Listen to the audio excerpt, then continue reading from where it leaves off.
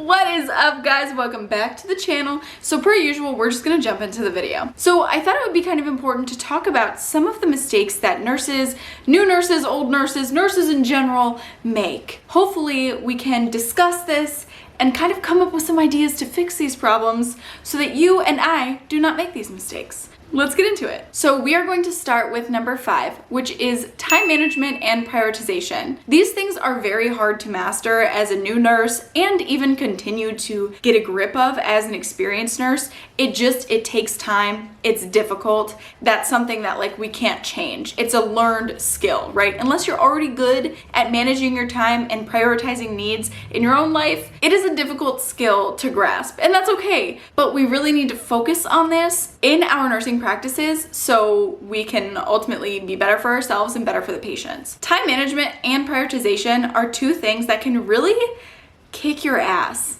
if I'm being frank. You can struggle a lot with your whole workday if those two things are off. You have to be able to manage time because you need to be able to spend time with the patients that are the sickest and who require the most of your attention, and you need to be able to prioritize because you need to be able to say who is the sickest and who needs me the most. So they kind of go hand in hand. The biggest thing with time management is recognizing that you are not at work to task all day. That's not your job. As a med-surg nurse, as an ICU nurse, labor and delivery, ER, whatever it is, all of us are getting just bombarded with things to do for these people all day long. And that's to be expected. But you also have to take into consideration that you're caring for people's lives, right? When you have someone in one room who's more like a 3 or 4 in the needs that they have, and we're just kind of keeping an eye on them and they don't have a lot going on, and then you have someone in another room who's more like a 2 or 3 and you're like, oh, I really need to watch this person for a lot of changes and to see what's going on. You have to be able to recognize those things so that you can prioritize your patient and so that you can manage your time efficiently. You also need to be able to manage time for many other reasons. Like, you don't want to stay after work for a million hours trying to chart things because you didn't chart throughout the day. Something that I think is really helpful is writing things down. I don't do this as much anymore. I kind of keep like a checklist in my head of how things are going to go for the day, but writing things down can be really, really helpful to executing the plan that you have for all of these patients. Even in a place like the ER is going to be very helpful to you so that you can manage things on the most critical level to least critical and ultimately just be more effective for your patients. The number 4 biggest mistake that nurses make is not asking for help. And this includes a ton of stuff. Not delegating, not asking questions when you have them, and also sometimes not accepting that there are people who have more experience than you, and there are people that you're going to learn things from. It's really hard coming into nursing and having this sense of being less than everyone because you're new and because you don't know things and you don't know the group of people that you're working with, but you have to learn that it's okay to function that way. It is okay that people are gonna know more than you. It's okay to need help, and it's okay to ask questions. So ensuring that you're using all the resources you have while you're at work is honestly essential to making your day run smoothly. Always ask. The number 3 biggest mistake that nurses make are medication errors. Medication errors are a hard one. There are a lot of checks in place to make sure that you don't mess up, and sometimes it still happens. I say to you this: slow down. I don't care what situation it is. I don't care what emergency you're having. You have to slow down. If you are not verifying multiple times before you give a medication, you're wrong, and you will eventually make a mistake. Because you need to think of what could happen if you don't slow down. So if you're in a code and you're pulling medication out of the crash cart and you don't know how to do it right, you don't know how to screw the tops on, you don't know how to reconstitute it, whatever it is, if you don't know and you do it incorrectly, you could cause more harm to this patient than you could good. Always slow down and make sure you're doing the right thing by your patient. Sorry if the angle changed some, my card was full. As a nurse, I think it is really, really important to know why why you're giving a medication, because then you can know if you're giving it to the right person, right? Like if all else fails, if all of your checks don't work and you have someone who is the same name and the same birthday and the same look and whatever, maybe they're there for different things. If you know that you're giving Lasix to this person and you're giving aspirin to this person, you won't get them crossed because you know what you're doing with this drug and why you're giving it to this person to treat the condition that they're having.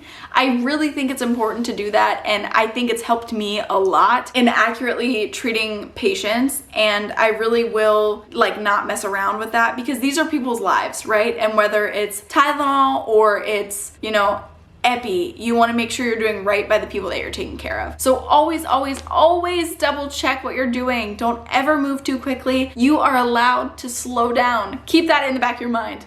The next code you're a part of, the next thing that you do that you feel like you have to run and just like go, go, go all day, to remind yourself that you're allowed to slow down. It's okay, and you're going to be better for it. The number 2 mistake that nurses make is not documenting enough. We spend so much of our day doing a slew of things, like I've mentioned, for our patients. Baths and meds and emotional counseling and walking and talking and all of the things, right? We do tons, taking them to radiology. We do tons of stuff. And sometimes our documentation can fall short because we know that we changed Pawpaw in room 8, and I know that I brushed the girls' teeth in room 7, and I know that I gave them a remote to watch TV, and I know that their call bell was within reach.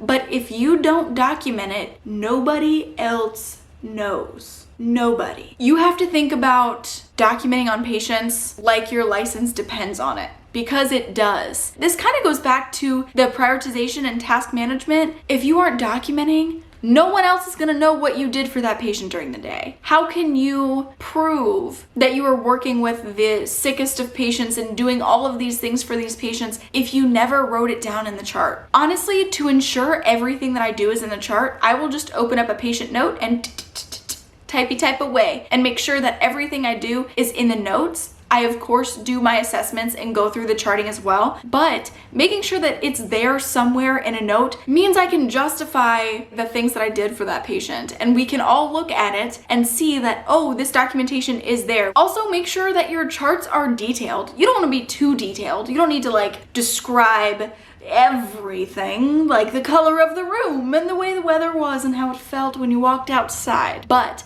do try to be detailed in your documentation so you cover all your bases, and honestly, cover your own ass. Protect yourself as a nurse. Your license is valuable. You worked very, very hard for this. You deserve to protect yourself and to protect your patient. My last tip in documentation wise is make sure you are not saving your documentation for the end of your shift. One, you're not gonna remember all of the things you did for all of your patients all day long. You're just not. So make sure that you are writing it down and finding time to chart it during the day. Anytime I have a second, if my patient's going to the bathroom, if I've just hooked them up but I'm in their chart real quick, I'm going to document like patient attached to cardiac monitor at this time, normal sinus rhythm, vitals within normal limits and stable, all of these things to ensure that at that time, that patient was exactly the picture that I said they were, because it protects the patient and it protects you. And that's what I have to say about that. Don't do it to yourself. Find a way to smoothly integrate charting into your day. And last but not least, the number 1 mistake that nurses make is not enough self-care. I know, that sounds kind of out of the left field, right? You're like, all of these things that you can do to improve your work, and then it's like self-care.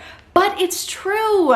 Science says so. As a nurse who also struggles with self-care and doing anything for herself, I am learning how to do this. Taking care of ourselves is really, really difficult. We have so many other responsibilities and so many people to take care of in our lives, right? Like we go to work for 3 days a week and we take care of our patients, and then we come home and we cook dinner and we clean and we take care of our families, and we do all of these things for everyone around us because that's the nature of a nurse. Any nurse. I feel like it's in our nature to be giving and loving and kind, and it's really hard to take care of yourself when you have that kind of personality that just wants to give and take care of everyone else. But you have to set time aside for yourself. I've actually started doing something on Mondays because I work Friday, Saturday, and Sunday. So after my 3-day stretch on Monday, I will take just all the time I need to feel like me. You know, after working for 3 days, it can be exhausting. I'm usually extra tired and just don't exactly have the best